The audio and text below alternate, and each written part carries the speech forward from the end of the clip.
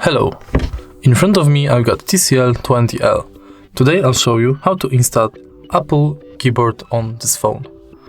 So, firstly, make sure to download this application.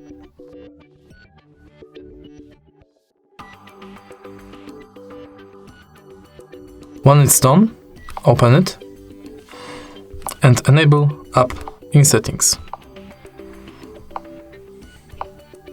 Then switch input methods to green Apple keyboard. And it's finished.